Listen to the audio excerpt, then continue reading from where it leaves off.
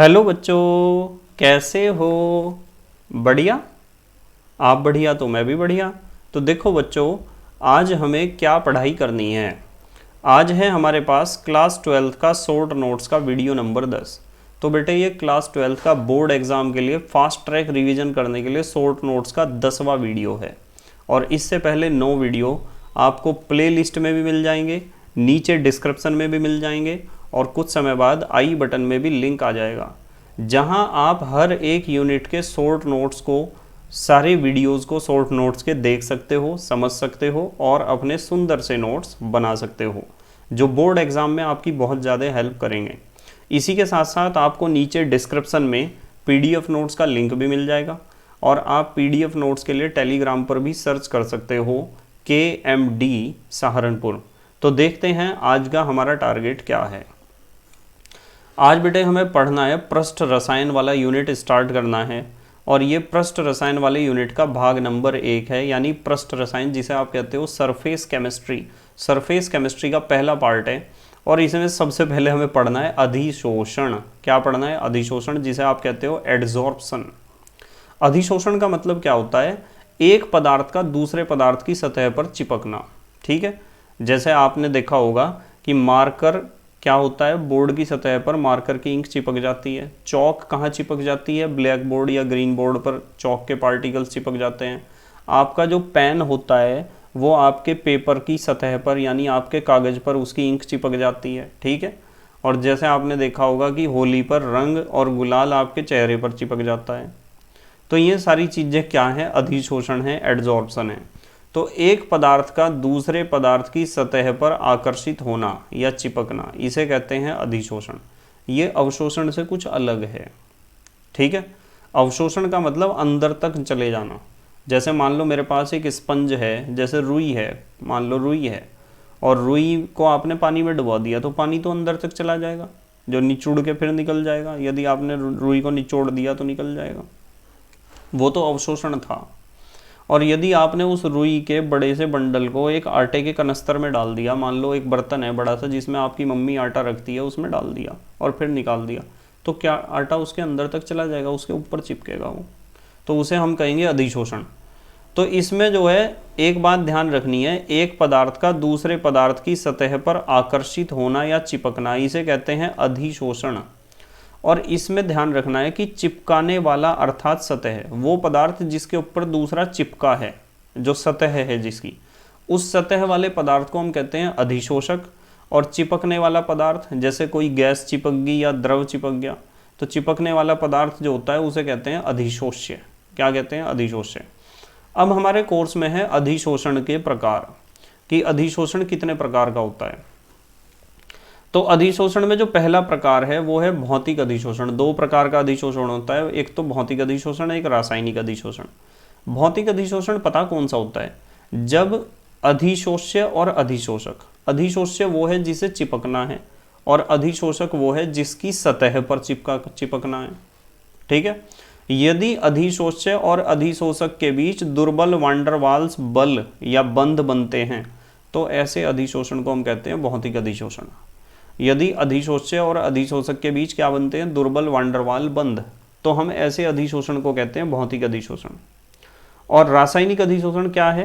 रासायनिक अधिशोषण वो है कि अधिशोष्य और अधिशोषक के बीच यदि प्रबल रासायनिक बंध बनते हो। मान लो कोई पदार्थ चिपकने वाला है जिसे आप कहते हो अधिशोष्य, और वो अधिशोषक की सतह पर चिपक रहा है और दोनों के बीच बने हैं वान डेर वाल बॉन्ड जो कमजोर होते हैं, तो ऐसे अधिशोषण को आप भौतिक अधिशोषण कहोगे।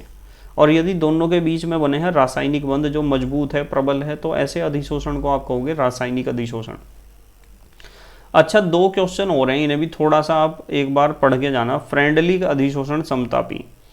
फ्रेंडलिक अधिशोषण समतापी केवल अधिशोष्य की एकाणुक परत के लिए होती है, कि जब चिपकने वाले पदार्थ की केवल एक अणुक मोटी परत बनती हो, यानी सिंगल लेयर में ही अधिशोषण होता हो, तो उसके लिए ये फ्रेंडलिक अधिशोषण समतापी है। x/m = k × p की घात 1/n, जहाँ x/m क्या होता है? अधिशोषण की मात्रा, k क्या होता है? स्थिरांक है, और p क्या है? दाब।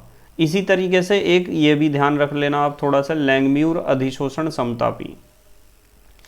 इसमें भी फार्मूला दिया था लैंगम्यूर ने, x upon M is equal to A P upon 1 plus B P. यहाँ ए और बी स्थिरांक है, बाकी x अपॉन एम आपको बताया अधिशोषण की मात्रा है और p आपको बताया दाब है। ठीक है, ये दो भी आपको याद रखने हैं फार्मूले। अब हम बात करेंगे ठोस की सतह पर गैस के अधिशोषण को प्रभावित करने वाले कारक। मतलब ठोस की सतह पर गैस को अधिशोषित होना है, ठोस की सतह पर किसे चिपकना है, गैस को। तो कौन कौन से फैक्टर हैं जो अफेक्ट करते हैं, जो प्रभावित करते हैं। इसमें सबसे पहला कारक है ठोस अधिशोषक की प्रकृति। भाई देखो, अधिशोषक माने जिसके ऊपर चिपकना है गैस को। यहाँ सिर्फ एक बात आपको ध्यान रखनी है कि अधिशोषण की जो मात्रा होगी ना, गैस कितनी अधिशोषित होगी, वो अनुक्रमानुपाती होगी ठोस अधिशोषक की सतह पर विशिष्ट बल क्षेत्र के। मतलब जो ठोस अधिशोषक है ना, उसकी सतह जितनी खुरदुरी होगी, जितने उसमें दरारें होंगी, जितने उसमें उभार होंगे, जब भी तो खुरदुरी होगी उसकी सतह। तो ठोस अधिशोषक की सतह जितनी ज़्यादा खुरदुरी होगी, उसकी सतह पर विशिष्ट बल क्षेत्र उतने ज़्यादा क्या होंगे, विशिष्ट बल क्षेत्र होंगे। यानी वहाँ संतुलन बिगड़ रहा होगा, और जितना विशिष्ट बल क्षेत्र ज़्यादा होगा, यानी संतुलन जितना सतह पर बिगड़ रहा होगा, उतनी ज़्यादा गैस अधिशोषित होगी उसकी सतह पर। तो यहाँ साफ साफ लिखा गया है, प्रकृति का मतलब यह है कि उसकी सतह पर विशिष्ट बल क्षेत्र कितने ज़्यादा हैं। जितने ज़्यादा विशिष्ट बल क्षेत्र होंगे उसकी सतह पर, उतना ही ज़्यादा गैस उसके ऊपर अधिशोषित होगी। तो अधिशोषण की मात्रा अनुक्रमानुपाती कह दो या समानुपाती कह दो, किसके होती है, ठोस अधिशोषक की सतह पर विशिष्ट बल क्षेत्र होंगे। उसके बाद दूसरा फैक्टर आता है अधिशोषक का पृष्ठीय क्षेत्रफल। ये तो बड़ी सिंपल सी बात है भाई, पृष्ठीय क्षेत्रफल जितना ज़्यादा होगा अधिशोषण उतना ही ज़्यादा होगा, क्योंकि जितना ज़्यादा पृष्ठीय क्षेत्रफल होगा उतनी ज़्यादा मुक्त संयोजकताएं होंगी अधिशोषक की सतह पर। तो अधिशोषण अनुक्रमानुपाती होता है पृष्ठीय क्षेत्रफल के। जो अधिशोषक का पृष्ठीय क्षेत्रफल है वो जितना ज़्यादा होगा, उसकी सतह पर मुक्त संयोजकताएं उतनी ज़्यादा होंगी, और जितनी ज़्यादा मुक्त संयोजकताएं होंगी उतना ज़्यादा अभिकारक के अणु वहाँ पर आकर चिपक सकते हैं। ठीक है, तो अधिशोषण अनुक्रमानुपाती होता है पृष्ठीय क्षेत्रफल के। उसके बाद तीसरी बात है गैस की प्रकृति। बिल्कुल बढ़िया बात है और इम्पॉर्टेंट है ये बहुत ज़्यादा, गैस की प्रकृति। देखो, सरलता से द्रवित होने वाली गैसों का अधिशोषण अधिक होता है, ये चीज़ ध्यान रखनी है आपको। इसका कारण पता क्या है भाई, जो गैस आसानी से द्रव में बदल जाती है वो बहुत ज़्यादा मात्रा में सतह पर चिपकेगी किसी भी ठोस के, और जब ज़्यादा मात्रा में सतह पर चिपकेगी तो पक्की बात है अधिशोषण ज़्यादा होगा। अब बच्चों के दिमाग में सवाल आता है कि सर क्यों चिपकेगी, मतलब वो ज़्यादा मात्रा में क्यों चिपकेगी। इसका रीज़न पता क्या है, मान लो आपके पास एक ठोस पदार्थ है, उसकी एक सतह है, और यहाँ गैस का पार्टिकल मूव कर रहा है ऊपर, गैस का जो कण है वो गति कर रहा है। जब तक वो गति कर रहा है तब तक तो वो गैस है, और जब वो यहाँ चिपक जाएगा ना तो उसका गति तो उसकी घट गई। ठीक है, और जब गति घट गई फिर तो वो किस अवस्था में आ जाएगा, द्रव में। तो चिपकने से पहले वो गैस था, पर चिपकने के बाद तो वो द्रव में कन्वर्ट हो जाएगा, क्योंकि उसकी गतिज ऊर्जा घट गई। उनके जो कण थे उस गैस के, उनके बीच की दूरी घट गई। अभी तो बहुत दूर दूर घूम रहे थे सारे, और जब एक यहाँ चिपका, एक यहाँ चिपका, एक यहाँ चिपका, तो उनके बीच की दूरी भी तो घट गई ना, गतिज ऊर्जा भी घट गई और बीच की दूरी भी घट गई। तो मैं कहूँगा कि यार अब तो वो गैस अवस्था में नहीं रहा, अब तो मैं सारे पार्टिकल्स कौन सी अवस्था में आ गए, द्रव अवस्था में। तो जब किसी गैस को किसी भी दूसरे पदार्थ जैसे ठोस पदार्थ की सतह पर चिपकाया जाता है तो वो चिपकने के बाद गैस अवस्था में नहीं रहती है, अब तो वो द्रव अवस्था में कन्वर्ट होगी। और जिस गैस की पहले से ही आदत है द्रव में बदलने की, जिसकी पहले से ही आदत द्रव में बदलने की, तो वो तो और ज़्यादा हेल्प करेगी इस प्रोसेस में। तो इसलिए यहाँ लिखा गया है सरलता से द्रवित होने वाली गैसों का अधिशोषण अधिक होता है, जैसे SO2, NH3, HCl, CO2 आदि। जबकि H2N2O2 आदि का अधिशोषण बहुत कम होता है। क्यों होता है अधिशोषण कम? इसलिए होता है क्योंकि ये सरलता से द्रवित नहीं होती। अब बच्चों के दिमाग में कभी कभी क्वेश्चन आता है कि सर क्यों नहीं होती, इसलिए नहीं होती। देखो यहाँ एक दूसरा फैक्टर भी है, हालांकि फ्रेश वीडियोस में मैंने आपको बहुत डिटेल में समझा रखा है। इसमें एक दूसरा फैक्टर भी है। दूसरा फैक्टर पता क्या है? दूसरा फैक्टर है क्रांतिक ताप। बहुत बढ़िया फैक्टर है, फ्रेश वीडियोस में मैंने बहुत खोल के रख दिया इस चीज़ को बिल्कुल एकदम, यदि आप देखोगे जाके। ठीक है, आपका चैनल का जो होम पेज है ना, उस पर यदि आप जाओगे एक एक यूनिट को एक डेफिनेट सीक्वेंस में लगाया गया है और हर एक लेक्चर में जिस चीज़ को पढ़ाया गया है उसे बिल्कुल खोल के रख दिया गया है, सिर्फ आपके लिए पूरा पोस्टमार्टम कर दिया हर एक टॉपिक का। ठीक है, अब देखो क्रांतिक ताप किस तरीके से अफेक्ट करता है। किसी भी गैस का क्रांतिक ताप जितना ज़्यादा होगा ना, वो गैस उतनी आसानी से लिक्विफाई होती है। जिस गैस का क्रांतिक ताप जितना ज़्यादा होगा, सुनो ध्यान से, जिस गैस का क्रांतिक ताप जितना ज़्यादा होगा वो गैस उतनी आसानी से द्रव में बदलेगी, और जो गैस जितनी आसानी से द्रव में बदलेगी वो उतनी ज़्यादा ठोस की सतह पर चिपकेगी। इसका मतलब उसका अधिशोषण ज़्यादा होगा। अब ये जो तीनों गैस हैं ना, ये बहुत बदमाश हैं, H2N2O2। क्यों? ये इनका क्रांतिक ताप बहुत कम है। पहली बात तो इनका क्रांतिक ताप बहुत कम है, और यदि यूँ नहीं समझ में आता तो यूँ समझो कि इन्हें कितना ही ठंडा कर लो द्रव में कन्वर्ट होने को तैयार नहीं है। बताओ, हाइड्रोजन गैस वायुमंडल में है, ठंडी करके द्रव में बदल तो नहीं रही। नाइट्रोजन तो सबसे ज़्यादा मात्रा में है वायुमंडल में, ठंडी करके द्रव में बदल रही, वही 75 to 78% है। यदि ठंडा होने पर द्रव में बदल जाती तो सर्दियों में वायुमंडल में नाइट्रोजन का परसेंटेज घट जाता, और ध्रुवीय क्षेत्रों में जहाँ 0 से भी नीचे रहता है टेम्परेचर, वहाँ तो नाइट्रोजन का परसेंटेज बहुत डाउन हो जाता होता ना। और ऑक्सीजन भी तो है वायुमंडल में। यदि वायुमंडल में ये तीनों गैसें हैं और ठंडा होने पर यदि ये द्रव में बदल जाती, इन्हें द्रवित होने की आदत होती है आसानी से, तो हाइड्रोजन और ऑक्सीजन दोनों आपस में रिएक्शन करके पानी बना लेते। हवा की हाइड्रोजन और ऑक्सीजन सारी खत्म हो जाती और नाइट्रोजन भी खत्म हो जाती, पर होता तो नहीं है ना ऐसा। तो इसलिए ये गैसें अधिशोषण इनका बहुत कम इसलिए होता है क्योंकि इन गैसों को द्रवित होने की आदत नहीं है, द्रव में बदलने की आदत नहीं है, क्योंकि इनका क्रांतिक ताप बहुत कम है इसलिए। उसके बाद करते हैं बात नंबर 4 की। चौथा फैक्टर क्या है? ताप का प्रभाव। भौतिक अधिशोषण ताप बढ़ने पर घटता है। ये बढ़ना है और ये घटना है, ध्यान रखना। भौतिक अधिशोषण ताप बढ़ने पर क्या होता है? घटता है। पता क्यों घटता है? क्योंकि जब अधिशोष्य अधिशोषक की सतह पर चिपकता है ना, तो वांडरवाल बॉन्ड बनते हैं, और वांडरवाल बॉन्ड बनने में एनर्जी निकलती है, ऊष्मा निकलती है। तो अधिशोषण एक ऊष्माक्षेपी अभिक्रिया है, उसमें तो हीट निकलती है और आप ऊपर से हीट दे रहे, और जब हीट दे रहे तो आप उसका उल्टा कर रहे। उस प्रोसेस में बॉन्ड जब बनता है, ये तो अधिशोष्य है जो चिपकेगा, और ये अधिशोषक है जिसकी सतह पर चिपकेगा। तो जब अधिशोष्य अधिशोषक की सतह पर चिपकता है तो भौतिक अधिशोषण में कौन सा बॉन्ड बनेगा? Van der Waal bond. वांडरवाल बॉन्ड बनेगा तो ऊष्मा निकलेगी, एनर्जी रिलीज होगी।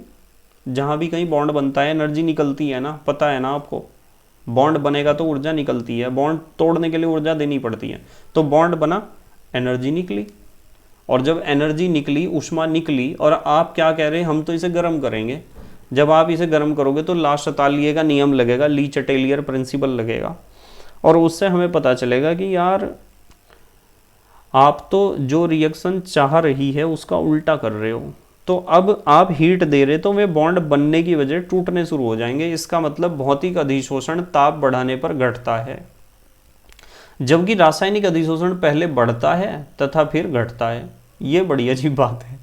देखो पता क्या होता है? रासायनिक अधिशोषण एक रासायनिक अभिक्रिया है, और रासायनिक अभिक्रिया को चलने के लिए कम से कम ऊर्जा की आवश्यकता होती है, जिसे कहते हैं सक्रियण ऊर्जा।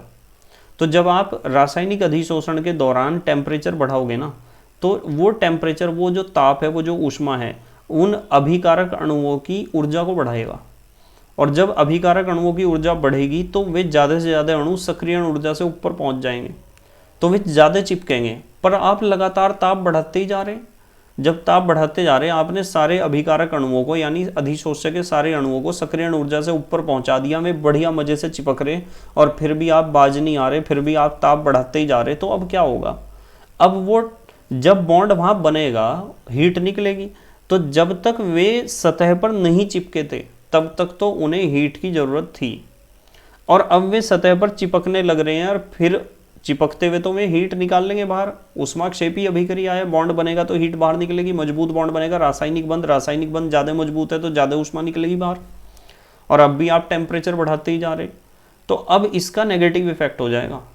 कैसा इफेक्ट हो जाएगा? नेगेटिव। अब यहाँ ली चटेलियर प्रिंसिपल काम करना शुरू कर देगा, ला शतालिये का नियम, और अब क्या होगा? वे बॉन्ड टूटने शुरू हो जाएंगे। इसका मतलब साफ है कि शुरू में ज़रूरत थी पर हर बार ज़रूरत नहीं है।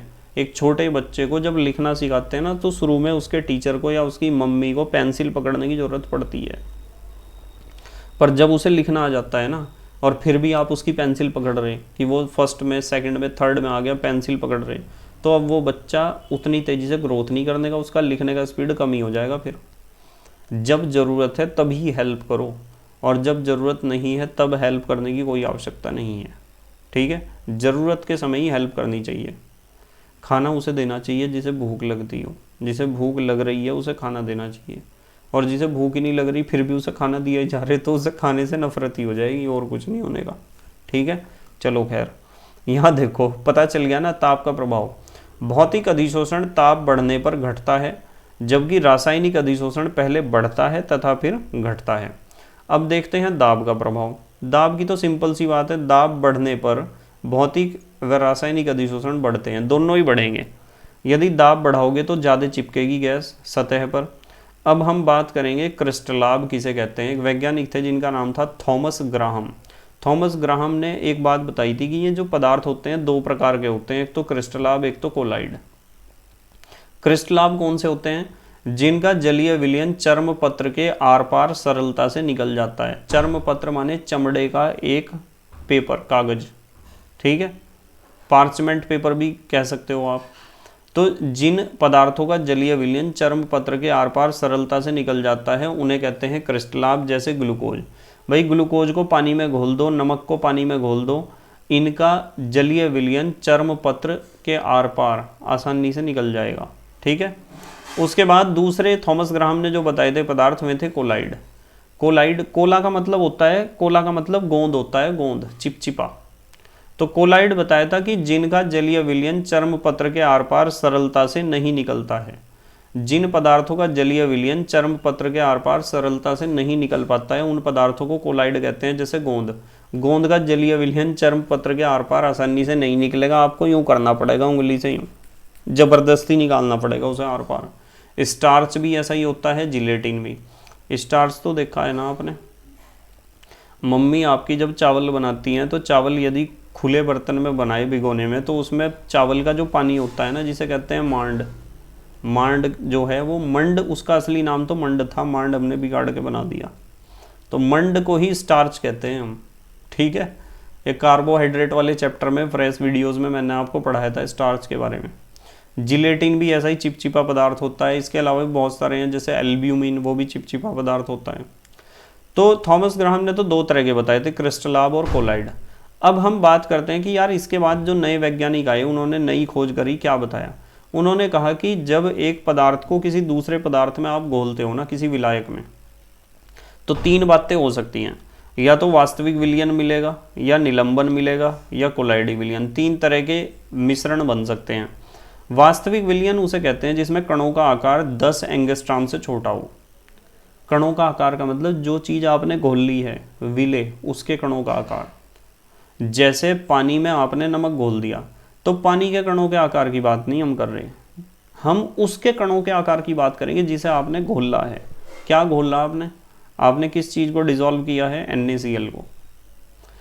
तो जो नमक को आप पानी में घोलते हो तो नमक के कणों का आकार 10 एंगस्ट्रॉम से छोटा होता है घुलने के बाद। इसलिए जिस भी मिश्रण में कणों का आकार 10 एंगस्ट्रॉम से छोटा होता हो उसे आप वास्तविक विलयन कहोगे। और निलंबन किसे कहोगे? जिसमें कणों का आकार 100 एंगस्ट्रॉम से क्या हो? बड़ा, आकार बड़ा हो 100 एंगस्ट्रॉम से। जैसे पानी में रेत, पानी में रेत घोल दोगे ना, तो रेत के कणों का आकार 100 एंगस्ट्रॉम से बड़ा होगा घुलने के बाद। तो ऐसे मिश्रण को हम कहते हैं निलंबन। फिर तीसरा और इम्पॉर्टेंट आता है कोलाइडी विलयन, जो हमारे कोर्स में है और इसमें से हर साल क्वेश्चन पूछा जाता है। कोलाइडी विलयन किसे कहते हैं? कोलाइडी विलयन उसे कहते हैं कि जब एक पदार्थ को किसी विलायक में आपने घोल दिया और उसके कणों का आकार, उस पदार्थ के कणों का आकार 10 एंगस्ट्रॉम से 100 एंगस्ट्रॉम के बीच में है। यदि कणों का आकार 10 एंगस्ट्रॉम से 100 एंगस्ट्रॉम के बीच में होता है तो ऐसे मिश्रण को या ऐसे विलयन को हम कहते हैं कोलाइडी विलयन। ठीक है, जैसे इसका एग्जाम्पल यहाँ नहीं लिखा, एग्जाम्पल मैं बता सकता हूँ। जैसे पानी में गोंद घोल दिया, पानी में स्टार्च घोल दिया। ठीक है, कोलाइडो के लक्षण देखो। सबसे पहला लक्षण तो है विषमांगी। कोलाइडी विलियन विषमांगी होते हैं, यानी इसमें दो प्रावस्थाएं होती हैं। नंबर 2 में मैंने लिख दिया, दो प्रावस्थाएं होती हैं, एक तो परिक्षिप्त प्रावस्था और एक परिक्षेपण माध्यम।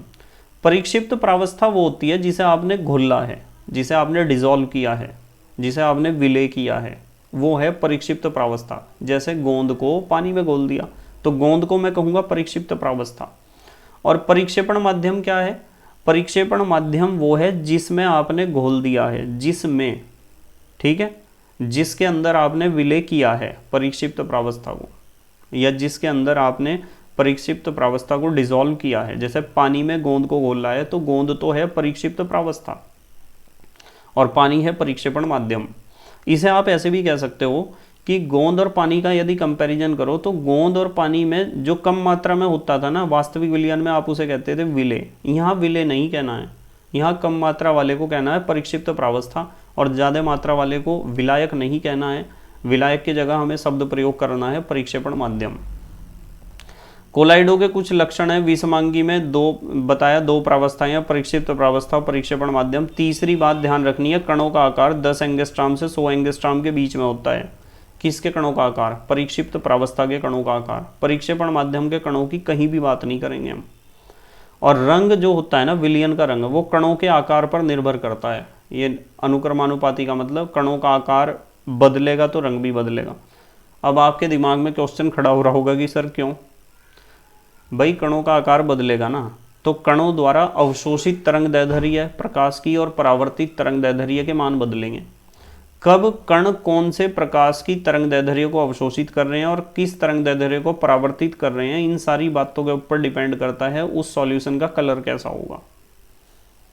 ठीक है, तो इसलिए कणों का आकार पर कलर डिपेंड करता है, क्योंकि कणों का आकार बदलने से उन कणों द्वारा अवशोषित प्रकाश की तरंग दैर्ध्य भी बदलती है और परावर्तित प्रकाश की तरंग दैर्ध्य भी बदलती है आकार बदलने से, जिसके कारण कलर भी बदलता है। उसके बाद नंबर 5 है, फिल्टर पेपर से विसरित हो जाते हैं। भाई फिल्टर पेपर में को तो कोलाइडी विलयन बड़ी आसानी से निकल जाएगा। विसरित होना माने आर पार निकलना, जबकि चर्म पत्र से नहीं। चर्म पत्र से तो ज़बरदस्ती निकालना पड़ेगा इन्हें। ठीक है, तो इस तरीके से हमारा पहला पार्ट इसका यूनिट का कंप्लीट हुआ है। कौन सा यूनिट था ये?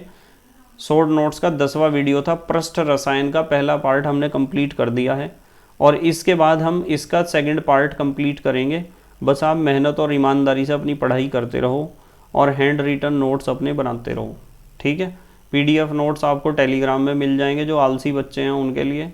ठीक है, तो thank you very much for watching this video and best of luck for your board exam. Okay, bye.